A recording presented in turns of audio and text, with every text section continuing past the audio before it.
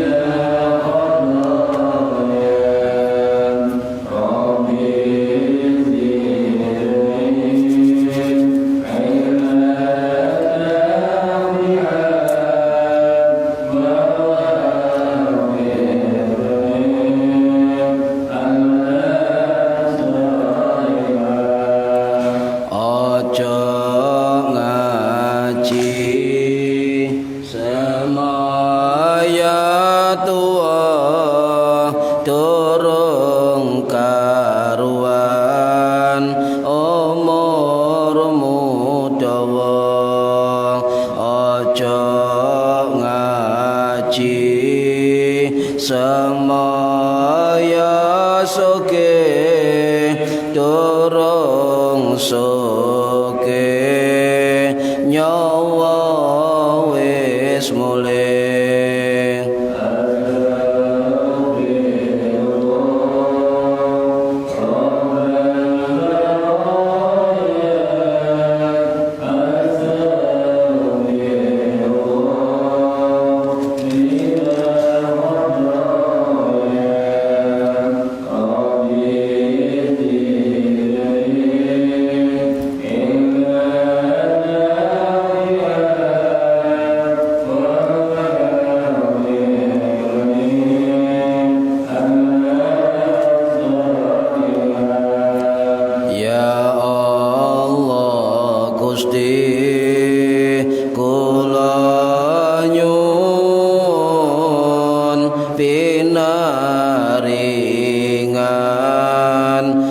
Sang istiqomah ya Allah Gusti kula nyuwun menawi pecah husnul khatimah amin ya Allah amin ya amin ya Allah amin ya Allah. Al-Fatihah. A'udzu billahi minasyaitonir rajim. Bismillahirrahmanirrahim. Alhamdulillahirabbil alamin arrahmanir rahim maliki yaumiddin. Iyyaka na'budu wa iyyaka nasta'in ihdinas siratal mustaqim siratal ladzina an'amta 'alaihim ghairil maghdubi 'alaihim waladdallin. Rabbi ighfirli wa liwalidayya amin. A'udzu billahi minasyaitonir rajim. Bismillahirrahmanirrahim. Alhamdulillahi rabbil alamin. Allahumma shalli ala sayyidina Muhammad wa ala alihi wa sahbihi ajma'in. Wa la haula wa la quwwata illa billahil aliyyil azim. Amma ba'du. Yang saya hormati para bapak, para ibu, jamaah pengajian rutin Kitab Bulughul Maram di Mushola Nurul Huda Indra Kebomas Gresik. Alhamdulillah malam ini kita bisa melanjutkan kembali pengajian rutin walaupun dengan pakai masker dan sebagainya. Alhamdulillah, mudah-mudahan yang hadir dan yang mendengarkan mendapatkan barokah, manfaat, maslahah, wa ni'mata, was syafa'ah, was salamah fid dini wad dunya wal akhirah. Amin ya rabbal alamin. Para bapak, para ibu yang saya hormati, melanjutkan bab sebelumnya. Ini halaman 14, hadis yang ke-14 dan hadis yang ke-15. Sami nggih halamannya? Halaman 14. Bab baru, babul aniyah.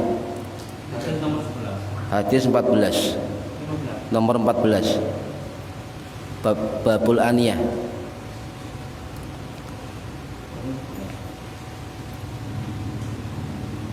Oke. Nggih. 14 15. Nggih. Bismillahirrahmanirrahim. Babul aniyati utawi iki kubab nerangaken pira-pira wadah. Hadis yang ke-14. An Hudzaifah, saking sahabat Hudzaifah bin Yamani, dari sahabat Hudzaifah bin Al-Yamani radhiyallahu anhuma. Qala dawu sapa sahabat Hudzaifah bin Al-Yamani, qala dawu sapa Rasulullah sallallahu alaihi wasallam, la tasrabu, ojo ngombe sira kabeh, fi aniyati dzahabi, ing dalem pira-pira wadah saking emas, wal fiddati lan perak, wala takulu lan ojo mangan sira kabeh, fi sihafihi ma ing dalem pira-pira piring saking emas lan perak. Fa innaha mongko satemene aniyah pira-pira wadah iku lahum kaduwe wong kafir musyrik fid dunya ing dalem dunya, walakum lan ketuwe sira kabeh fil akhirati ing dalem akhirat. Muttafaqun alaih, hadis sepakati oleh Imam Bukhari dan Imam Muslim. Hadis nomor 15. Wa an Ummi Salamah, lan saking Ummul Mukminin Sayyidatina Ummu Salamah radhiyallahu anhuma, qalat dawu sapa Ummu Salamah, qala dawu sapa Rasulullah sallallahu alaihi wasallam, alladzi yasrabu tawi wong kang ngombeh sapa wong fi ina'il fiddati ing dalem wadah perak, inama angin mesti iku yujarjiru ngurucuk-ngurucukaken sapa wong fi batnihi ing dalem wetenge wong naro jahannama ing geni neraka. Muttafaqun alaih, disepakati hadis kalian Imam Bukhari dan Imam Muslim. Para bapak ibu yang saya hormati, ini bab kedua menerangkan tentang hukum tempat atau wadah atau bejana terbuat dari emas dan perak. Ya, babul aniyah. Nah, di situ ada nama sahabat An Hudzaifah bin Yamani, sahabat Hudzaifah bin Al-Yamani. Sebelum menerangkan isi hadis, biasanya kita terangkan tentang biografi sahabat yang merawikan hadis. Nah, untuk sahabat Hudzaifah Al-Yamani, ya ini sahabat Nabi yang luar biasa. Beliau itu mendapat gelar Shahibus Sirri, orang yang memiliki rahasia. Bahkan beliau disepakati oleh para ulama sejarah sebagai sahabat yang menyimpan rahasia Kanjeng Nabi Muhammad sallallahu alaihi wasallam. Makanya diadani Shahibus Sirri. Dan para sahabat yang lain tidak protes, walaupun sahabat Hudzaifah digelari Nabi sebagai orang menyimpan rahasiaku. Tidak ada yang iri. Coba zaman saat ini Bu, misalnya ada orang dipercaya orang lain, wah ya, wah kok gak aku, lo kok iko, dan sebagainya ya. Mari kita tiru para sahabat Kanjeng Nabi Muhammad sallallahu alaihi wasallam. Kalau Kanjeng Nabi itu memberikan gelar atau istimewa terhadap salah satu sahabatnya, maka sahabat yang lain tidak ada rasa iri dan dengki. Nah, sinten sahabat Hudzaifah? Sahabat Hudzaifah niku wafat pada tahun 656 Masehi di Tisfon, Irak, daerah Irak mereka. Beliau kalau nggak salah meninggal itu 40 hari setelah sahabat Utsman bin Affan dibunuh. Ya, jadi pada masa Khalifah Utsman bin Affan, jadi Khalifah Utsman bin Affan radhiyallahu anhu dibunuh oleh orang, kemudian 40 hari berikutnya meninggal sahabat Hudzaifah bin Al-Yamani. Nih. Jadi beliau meninggal pada masa masa era Khalifah Utsman bin Affan atau masuk era Ali bin Abi Thalib radhiyallahu anhum. Lah sahabat Hudzaifah ini sahabat senior karena beliau itu termasuk sahabat yang ikut baiat Aqabah bersama beberapa orang ya baiat di hadapan Nabi Muhammad sallallahu alaihi wasallam sebelum hijrah ke Madinah. Jadi bapaknya itu namanya Husail ya, Husail bin Jabir Al-Absi Al-Yamani radhiyallahu anhu itu juga seorang sahabat. Jadi bapaknya, ibunya, kemudian anaknya itu satu keluarga itu masuk Islam. Ya. Nah, kenapa kok dinamakan Al-Yamani? Bukan daerah Yaman, bukan. Sebab bapaknya pernah itu ada sumpah yang kemudian dilaksanakan sehingga dikatakan Al-Yaman, orang memegang suatu sumpah. Nah, kemudian bapaknya ini terbunuh atau syahid ketika perang Uhud tahun 625 Masehi.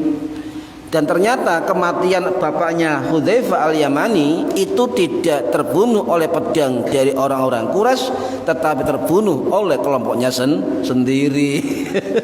Loh kok begitu? Sebab waktu itu ndak jelas kelompok-kelompok mana musuh-musuhnya, kelompok mana teman-temannya. Tapi itu adalah kecelakaan atau khilafan. Tapi Nabi Muhammad mengatakan syahid di perang Uhud.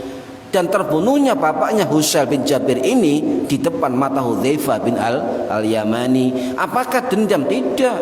Ya, karena itu suatu yang tidak sengaja. Ya. Ini berarti kalau orang ya ada yang peperangan kemudian nembak koncoe dhewe kalau nggak sengaja, berarti ada riwayat dalam zaman Kanjeng Nabi. Ya. Nah, kemudian ibu beliau dari sahabat Hudzaifah ini ibunya dari Madinah. Bapaknya Husail bin Jabir itu dari Mekah. Sehingga ulama sejarah itu ada yang mengatakan Hudzaifah ini dari golongan Muhajirin bisa, dari golongan Ansor juga bisa. Jadi ada al-Muhajirin dari golongan Ansori gitu kan. Itu urusan ulama sejarah, kita gak usah berdebat tentang itu ya. Sementing ulama sahabat yang bernama Hudzaifah bin Al-Yamani adalah ulama yang luar biasa.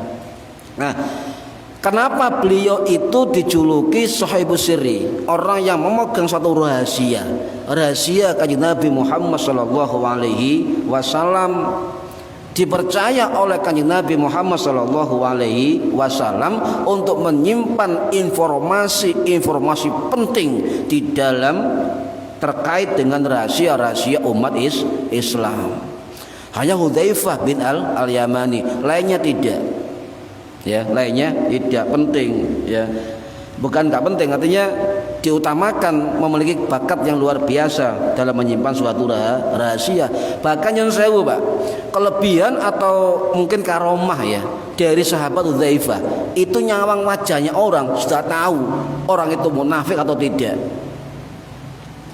Wah, ketika melihat wajah orang itu melihat itu musuh atau tidak, pembohong atau orang jujur, curang atau tidak, ada rencana busuk atau tidak. Faham beliau.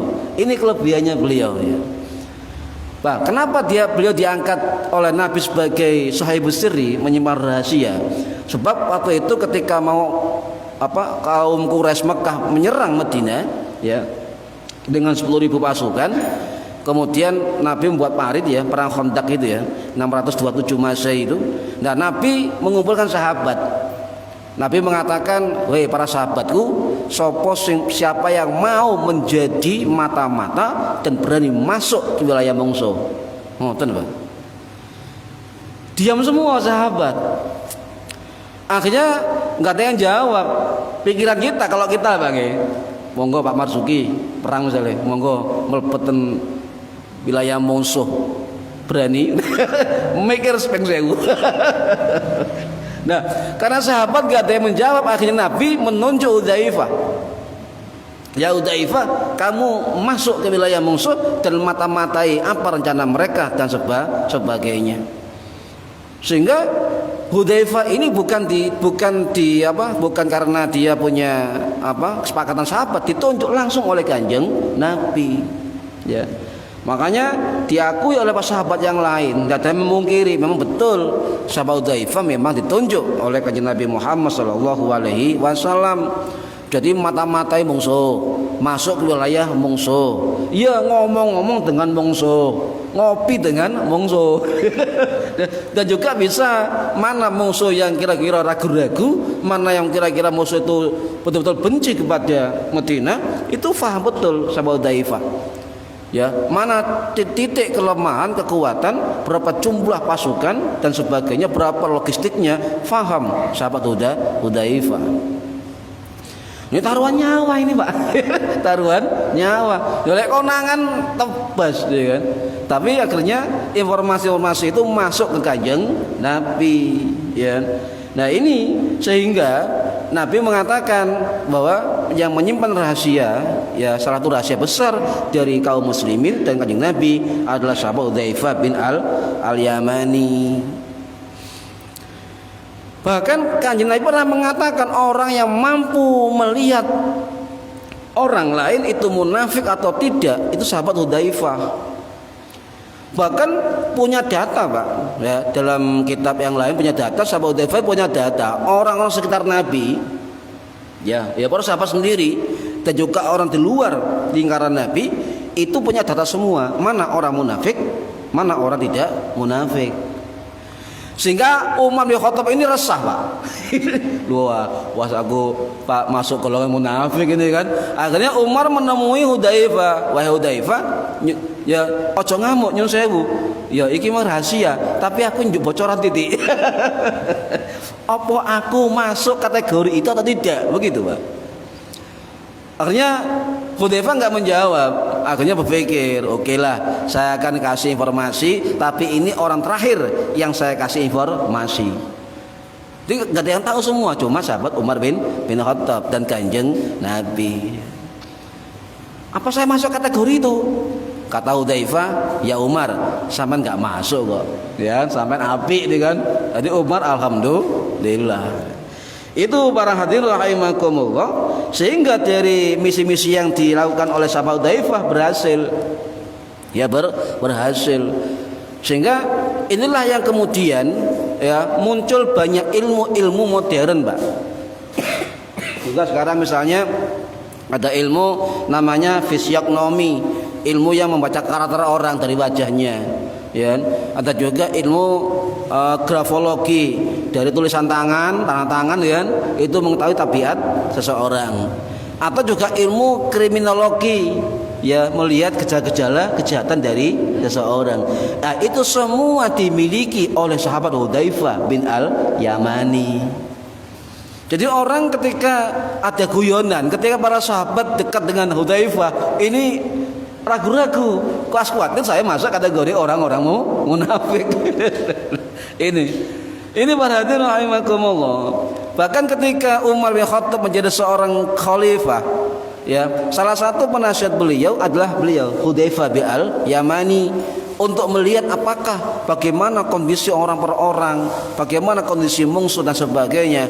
Itu pasti meminta pendapat dari Hudzaifah bin al-Yamani, sahabat pada zaman Umar bin Khattab yang pernah menjadi gubernur di Nawahan. Bahkan juga ada riwayat lain, beliau itu diangkat oleh Umar bin Khattab radhiyallahu anhu menjadi wali negeri Madinah saat itu.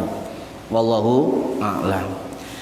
Ini para hadirin rahimakumullah, sehingga keahlian beliau kemudian ya difungsikan oleh Khalifah Umar bin Khattab untuk apa? Untuk mengetahui ya, tingkat kemunafikan dari orang-orang yang berada di sekitar khalifah atau di luar Madinah. Jadi melihat tabiat, melihat gerak-gerak tubuh, gestur tubuh, melihat struktur tubuhnya, melihat matanya, kedipan matanya, atau mimik wajahnya, gerakan bibirnya. Itu keahlian dari sahabat Hudzaifah al-Yamani. Siapa yang ngajari? Wallahu a'lam. Jadi zaman Kanjeng Nabi sudah ada ilmu itu, Pak. Jangan kemudian belajar ilmu grafologi, belajar ilmu fisiognomi, belajar ilmu kriminologi tidak sesuai dengan syariat. Ya moco sejarah lah lagi. Ya memang istilah dulu nggak ada, Bu. Hudzaifah al-Yamani ahli grafologi, fisiognomi udah ada. Istilah baru nih nggih. Jadi kalau ada orang yang punya keahlian melihat wajah orang ini bisa menyimpulkan, berarti punya sanad kepada sahabat Hudzaifah bin al-Yamani, dan ilmu itu masih ada sampai sekarang. Ngoten, Pak. Jadi pun kaget ketika ada ulama nyawang sampean ini kan. Itu pun ada ilmunya dan kita nggak tahu bagaimana caranya itu kan. Ini para hadirin rahimakumullah. Jadi mampu ya. Jadi rahasia itu yang kemudian menyimpan data-data orang-orang Madinah ya, sehingga dikatakan bahwa sahabat Hudzaifah al-Yamani adalah salah satu sahabat yang menyimpan rahasia Kanjeng Nabi. Apa rahasianya? Data-data negara. Wah, oleh ujian Bu nggih, rahasia negara. Maksudnya itu yang megang siapa? Yang megang sahabat Hudzaifah bin al-Yamani. Ya. Jadi sahabat Umar bin Khattab ketika ngangkat gubernur, ngangkat siapa, pejabat, pasti minta bantuan Hudzaifah. Suruh lihat, ya apa orang itu, bagaimana tabiatnya, bagaimana wataknya dan sebagainya. Itu dipanggil Hudzaifah bin al-Yamani. Ya. Jadi rata-rata gubernur kita orang jujur semua, Pak. Ya, amanah, jujur. Sebab nopo? Pun salah satunya selain sahabat yang benar ya, yang apa? Jauh dari apa? Kemaksiatan, juga ada ahlinya ya, yang bernama Hudzaifah bin al-Yamani. Ya. Kalau kita belajar biografi beliau panjang, Pak, ya, banyak. Beliau luar biasa, ya, beliau luar biasa, ya. Ya, yang aneh begini, ketika Nabi sering ngumpul halakoh atau majelis dengan para sahabat, rata-rata para sahabat yang lain itu tanyanya tentang iman, tentang kebaikan, ini, tentang surga, diterimanya amal, ya. Kalau sahabat Hudzaifah ini aneh, yang ditanyakan kejahatan itu apa? Jadi bukan kebaikan, kejahatan. Nah, beliau tanya pada Nabi, ini hadisnya panjang, Pak, cuma saya singkat. Ya Rasulullah, ya, gini, di balik kebaikan apa ada kejahatan? Ya. Nah, kalau orang nggak cerdas, nggak bisa jawab ini kan. Apakah setiap kebaikan ada kejahatan? Apakah setiap kejahatan ada kebaikan? Coba Pak teman saya jawab ini. Bingung ya. Kok kebaikan jahat ya, Bu? Jahat ya jahat, apa ya apa. Lagi pertanyaannya begini, ya Rasulullah, apakah kebaikan ada kejahatan dan kejahatan ada kebaikan? Apa jawaban Nabi? Ada. Ngoten Nabi. Oh, kok ada ya? Ada. Tanya lagi ya. Setelah kejahatan apakah masih ada kebaikan ya Rasulullah? Memang. Ya, Nabi pendek-pendek ya jawabannya. Memang. Tapi kalau setiap kejahatan itu masih ada kebaikan, bersifat samar, kabur, dan itu berbahaya. Nah, ini kan Nabi kan. Ngobrol lagi sahabat Hudzaifah, tanya lagi, apa bahayanya itu wahai Rasulullah? Ya, apa bahayanya? Kemudian Kanjeng Nabi menjawab, ya, seluruh golongan umat atau sebagian golongan umatku itu nantinya akan mengikuti sunnahku tetapi bukan sunnahku. Itu kanjeng Nabi. Nantinya ada segolongan yang mengikuti sunnah tetapi bukan sunnahku, mengikuti petunjuk bukan petunjukku. Maka kenalilah mereka dan laranglah. Berarti ada kelompok-kelompok yang memang mengaku nyun sewu nggih sunnah, tetapi menyesatkan orang lain, menzalimkan orang lain kan, vonis takwa kafir kopar kafir. Ya, ini maka kalau kita mengacu hadis ini, kenali mereka. Jadi kita harus paham apa tujuan mereka, pahamnya bagaimana, ya. Kemudian kitabnya apa, siapa saja dan sebagainya, ya. Difahami, dikenali supaya tidak tertipu oleh kelompok mereka. Kemudian setelah kita kenal mereka, laranglah. Sehingga kebijakan negara ketika melarang suatu kelompok-kelompok tertentu ada dasarnya. Paham nggih? Jadi riwayat hadis niki, ya. Nah, kemudian tanya lagi Hudzaifah, kemudian setelah kebaikan ya Rasulullah, masihkah ada kejahatan? Coba dibolak-balik pertanyaan ini kan, ya. Jadi Nabi menjawab apa? Masih, ya, masih. Apa? Nantinya ada tukang yang menyeru di pintu neraka, ya. Nah, barang siapa yang menyambut seruan mereka, maka mereka dilempar ke neraka. Orang-orang yang mengaku ikut sunnah tetapi bukan sunnahku, dan mengaku mengikut petunjuk bukan petunjukku. Ini dawuh Kanjeng Nabi. Kalau ada orang ikut-ikut seperti ini, maka Nabi mengatakan nanti di neraka diseru demikian, maka orang menyeru panggilan mereka, kelompok itu akan dilempar ke neraka. Hudzaifah tanya lagi, sahabat Hudzaifah, ya Rasulullah, andai kata kelompok itu nantinya ada, bagaimana sikap kita nanti? Maka Kanjeng Nabi menjawab, apa jawabannya? Senantiasalah engkau mengikuti kelompok jamaah kaum muslimin, ya, jamaah kaum muslimin, dan taatilah pemimpin mereka. Jamaah kaum muslimin berarti mayoritas, paham nggih? Dan taatilah pemimpin mereka. Patuh niku nggih. Lah ini sudah ada keterangan seperti ini, cuma jar disampaikan karena hadisnya sangat panjang. Ini ringkasnya begitu, ya. Ya. Nah, kalau sahabat Hudzaifah tanya lagi, iya kalau ada jamaah muslimin Kanjeng Nabi. Nah, kalau misalnya nggak ada, bagaimana sikap kita? Maka Nabi menjawab, tinggalkan kelompok mereka. Itu kan? Nah, tinggalkan kelompok mereka. Ini hadis yang luar biasa kalau dijelaskan terkait dengan kondisi saat ini. Nah, kembali ke hadis nggih. Cerita sahabat Hudzaifah gak mari-mari mangke. Nah, kemudian Kanjeng Nabi dawuh, la tasrabu fi aniyati dzahabi wal fiddati. Janganlah kamu minum di tempat atau bejana yang terbuat dari emas dan perak. Aniya, ya, aniya itu jamak dari ina.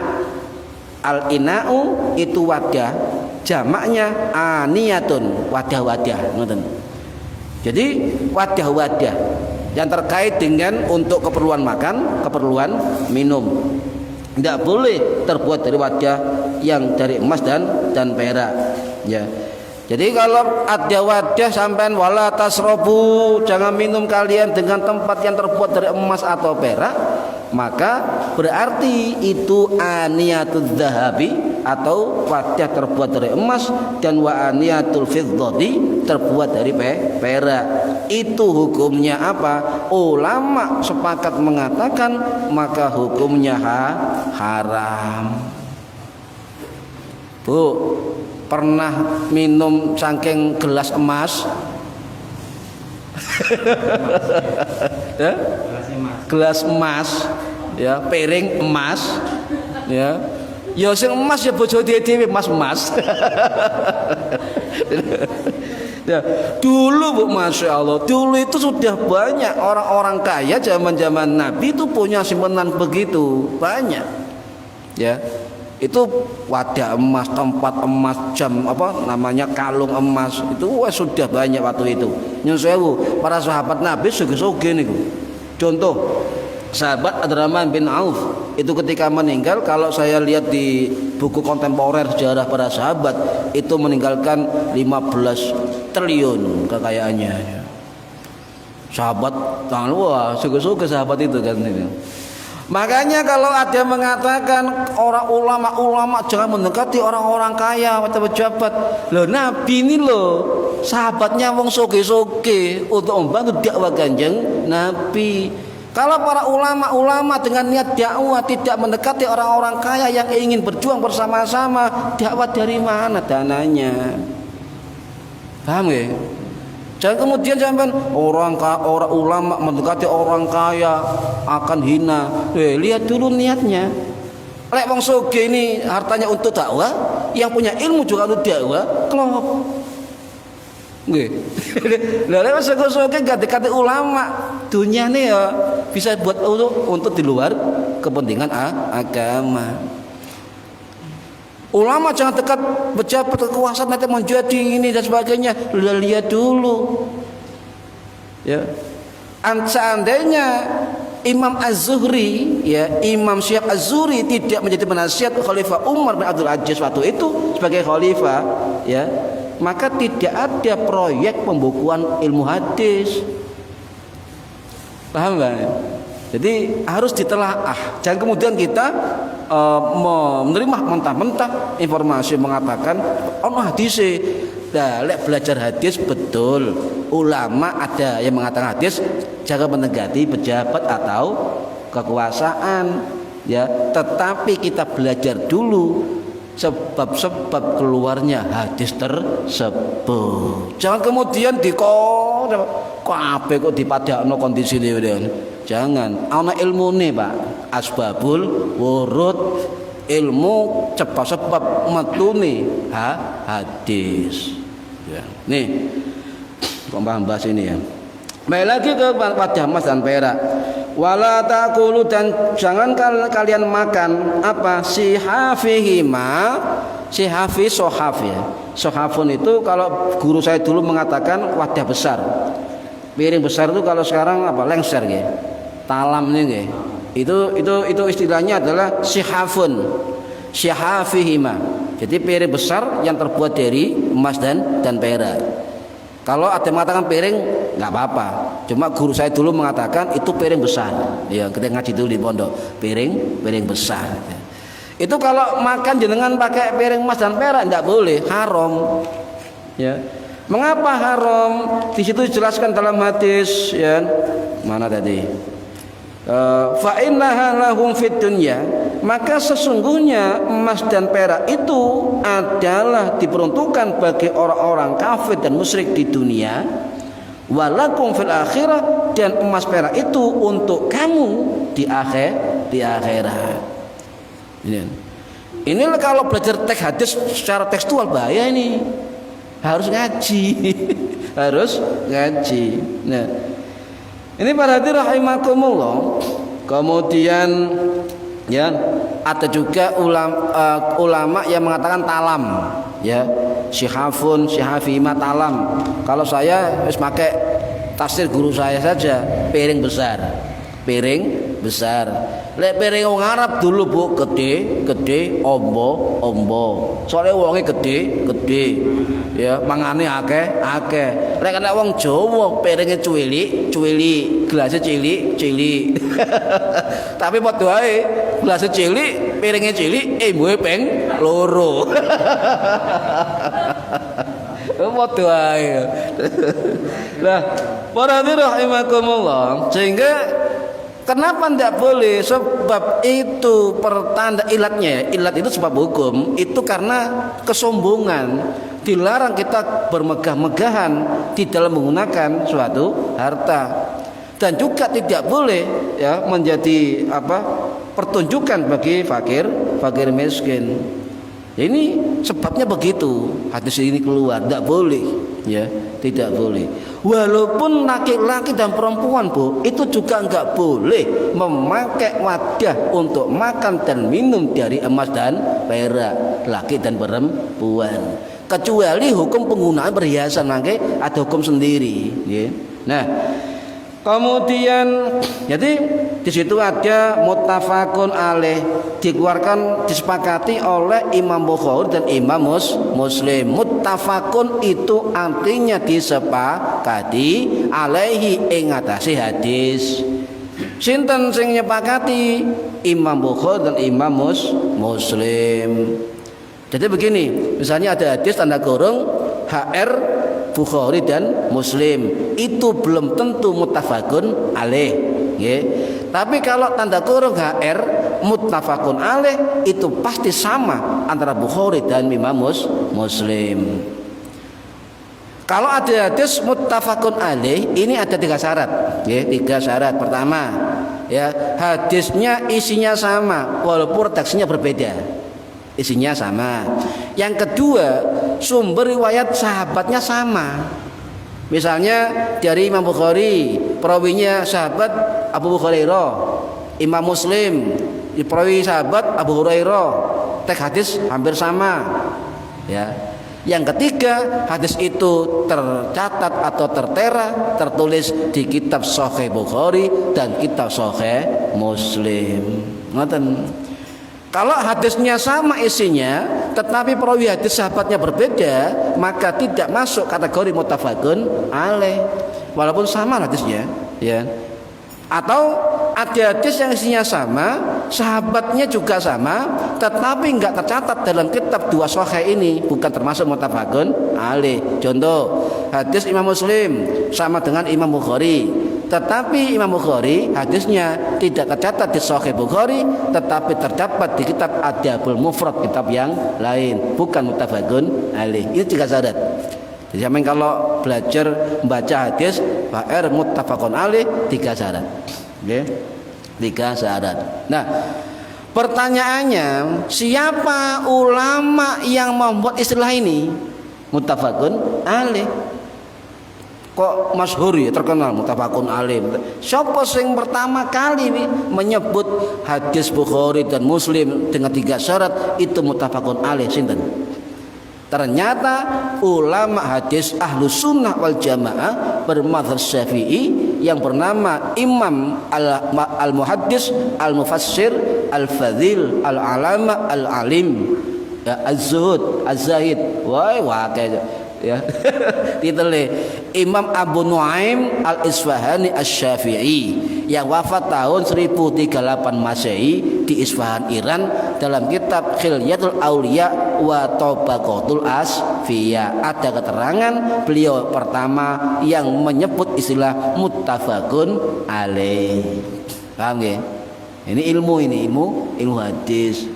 Sebab kalau netati ben debat kali tiang niku enggak ngerti muttafaqun alaih, tetapi bolak-balik nyebut soha nggih, tapi enggak ngerti muttafaqun alaih. Wis sak tinggal ngopi, Pak. Timbang tukaran. Iki istilah yang pertama, Pak. Ada juga istilah muttafaqun alaih yang kedua, ya. Ini istilah antara Imam Bukhari, Imam Muslim, Imam Ahmad Hambali sepakat. Itu ada yang mengatakan juga muttafaqun alaih, ya. Sinten yang mengatakan begitu? Yang mengatakan begitu kalau Imam Bukhari sama dengan Imam Muslim, sama dengan Imam Ahmad bin Hambali, itu dikatakan muttafaqun alaih. Sinten yang mengistilahkan ini adalah Imam Majduddin Abul Barokat Abdus Salam dalam kitab Muntaqal Akhbar. Sinten Imam Majduddin Abul Barokat Abdus Salam, beliau kakeknya Ibnu Taimiyah. Kalau panjenengan belajar ilmu sejarah fikih, ya, secara mazhab, Ibnu Taimiyah ada 4 orang loh, ya. Hati-hati, kita harus paham.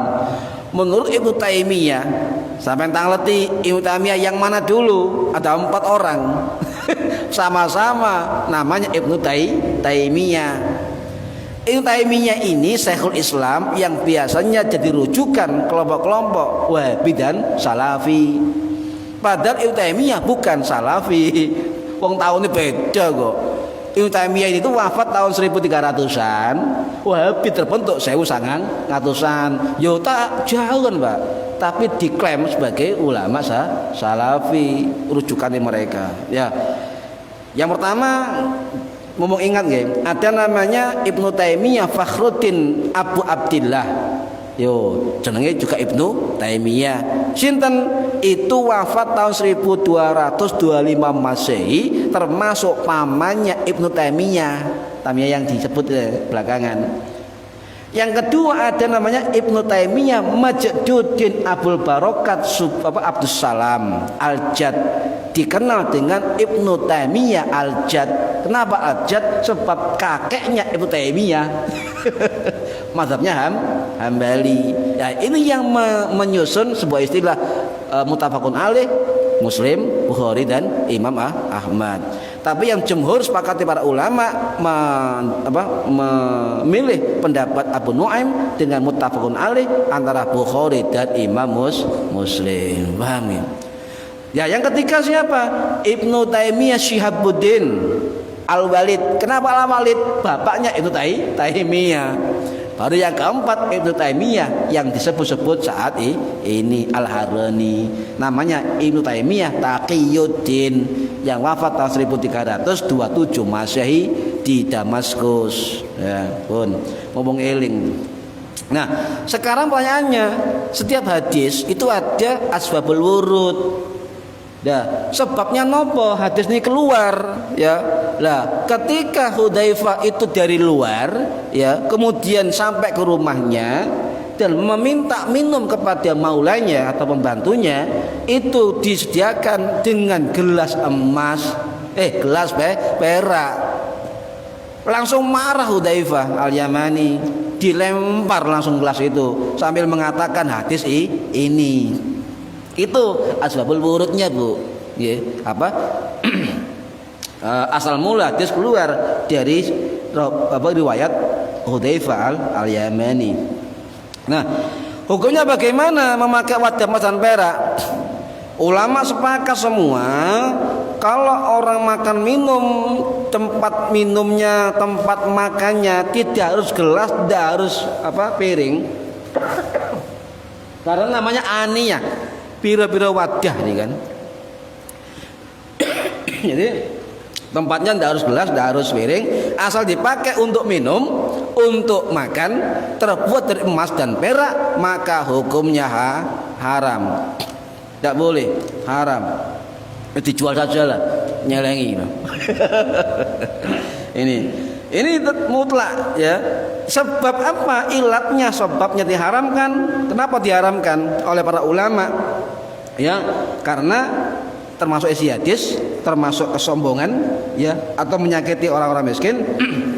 Juga tujuan tarbawi akhlakiyah, pendidikan akhlak, ya. Tidak boleh kita bermegah-megah untuk menggunakan aktivitas keseharian makan minum menggunakan emas dan perak. Ini nggak boleh, haram, ya. Bagaimana mbok iku nggone gedhe nggo cilik, mbok iku lanang wong wedok, mbok iku titik akeh, pokoknya dari wadah, ya, emas dan perak tidak boleh, haram. Ojo ngenyang, Bu, titik ae lho. Tetap haram, ya, tidak boleh. Tapi selain perak dan emas monggo. Bah sampean wadah itu kok yakut, ya. Kemudian watu sing larang-larang ini monggo, ya, enggak apa-apa. Ini berarti rahimakumullah, sehingga, ya. Nah, ini penjelasan ini juga dikuatkan oleh Imam Muhammad Ibnul Al-Ghazi, ya, Asy-Syafi'i, pengarang kitab Fathul Qoribul Mujib yang wafat tahun 1512 Masehi di Kairo, Mesir. Niki kecuali darurat, jenengan makan minum tidak ada wadah, ya, memang betul-betul tidak ada wadah sama sekali, yang ada cuma wadah terbuat emas perak boleh dengan catatan darurat. Ya, itu boleh. Ini yang diterangkan oleh Imam As-San'ani ya dalam kitab Subulus Salam Syarah Bulughul Maram. Para hadirin rahimakumullah, sehingga ulama Syafi'i sama dengan ulama yang lain. Coba jenengan kita kaji kitab Subulus Salam nggih. Subulus Salam Syarah Bulughul Maram karangannya Imam As-San'ani ya. Beliau mengatakan wal hadisu dalilun ala tahrimil akli wasurbi. Dan hadis itu adalah dalil tentang haramnya makan dan minum fi aniyatiz zahabi wal fiddati, di dalam wadah yang terbuat dari emas dan perak.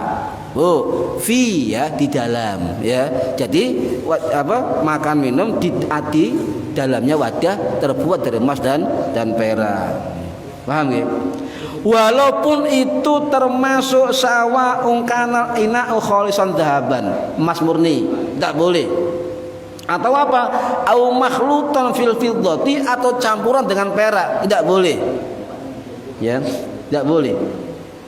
Pokoknya terbuat emas perak, buku tambalan, sopuan, ya, campuran, au makhlutan bil fiddati, campuran dengan perak, tidak boleh.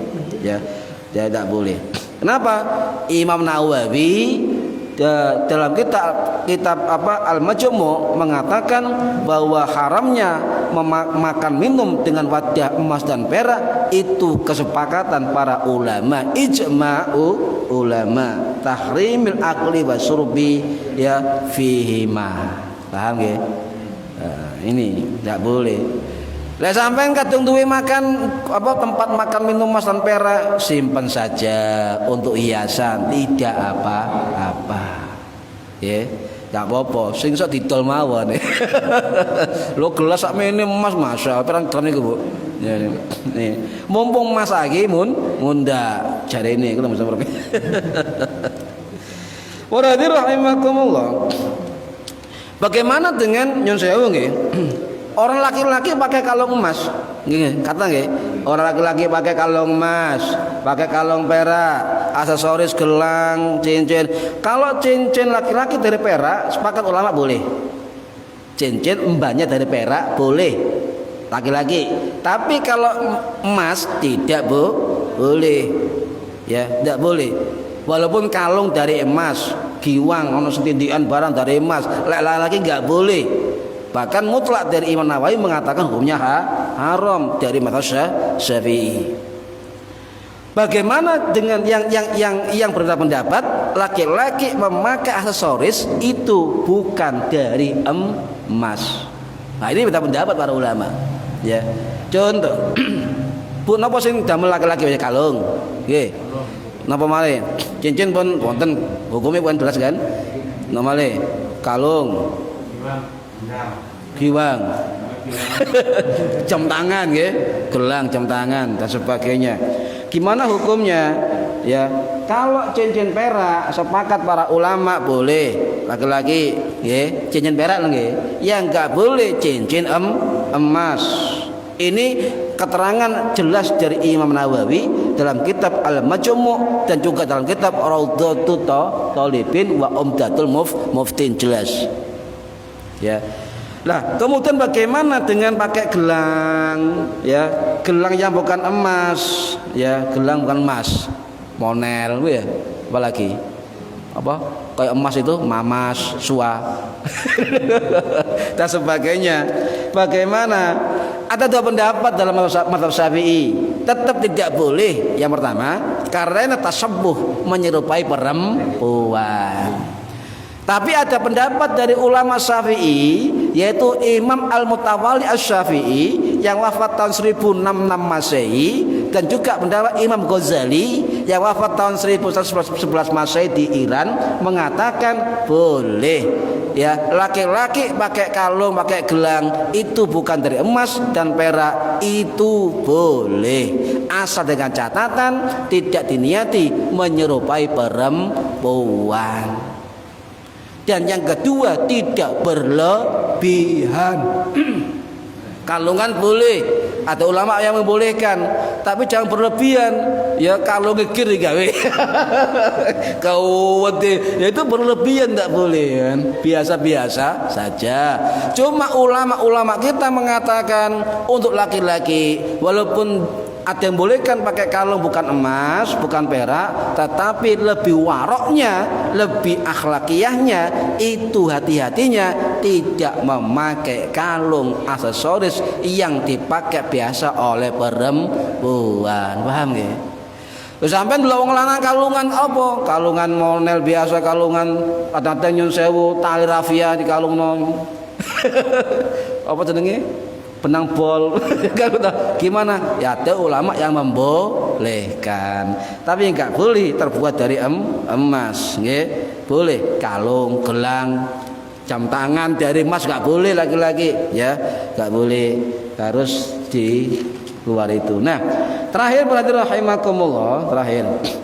Dos pundi hukume masang untu emas. Nah, niki. Ya Allah, timbang untu teko emas, ya untu liyane emas didol ngoten lho. Bagaimana hukumnya? Ya, nah, kalau kayak bocoran, hukum gigi emas, mayoritas ulama baik laki-laki perempuan, hukumnya boleh. Boleh untuk gigi emas, ya. Ini catatan keterangan dalam kitab Muhnil Muhtaj Imam Khatib Asy-Syarbini dan juga dalam kitab kitab Faidul Janiyah, kitab karangannya Syekh Yasin bin Isa Al-Fadani. Artinya keterangan jelas bahwa orang yang pakai gigi emas itu diperbolehkan. Ya, terakhir lagi, gimana? Apakah emas putih boleh orang laki-laki? Nah, ini dulu tidak ada emas putih, Bu. Sekarang ada emas putih. Emas putih dari mana bahannya? Dari platinum, palladium dan sebagainya. Gimana hukumnya? Sing jawab kudu ulama kontemporer. Sebab ulama dulu tidak ada emas putih. Sebab bahannya sudah berbeda, ya. Nah, kalau buka dan kitab Darul Ifta Al-Misriyah, kitab fatwa-fatwa ulama Mesir, ya, itu halaman 15, fatwanya kalau nggak salah nomor 2554, ya, yang ditandatangani oleh Dr. Syekh Ali Jum'ah, ketua muftinya. Beliau mengatakan hukum emas putih khususnya terbuat dari platinum dan palladium boleh dipakai oleh laki-laki sesuai ijma ulama Mesir. Paham ya?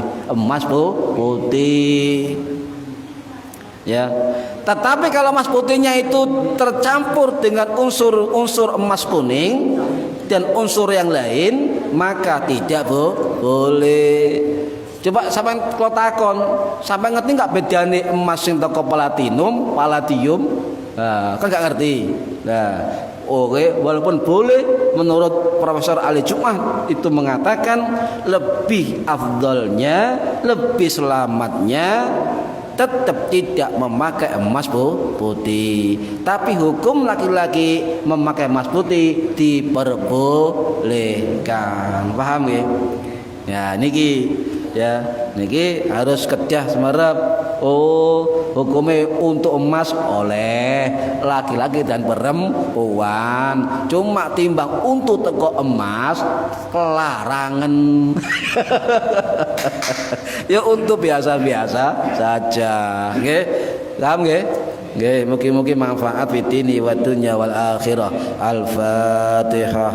A'udzubillahi minasyaitonir rajim. Bismillahirrahmanirrahim. Alhamdulillahirabbil alamin. Arrahmanir rahim. Maliki yaumiddin. Iyyaka na'budu wa iyyaka nasta'in. Ihdinas siratal mustaqim. Siratal ladzina an'amta 'alaihim ghairil maghdubi 'alaihim waladdallin. Rabbi firli wa li walidayya. Amin.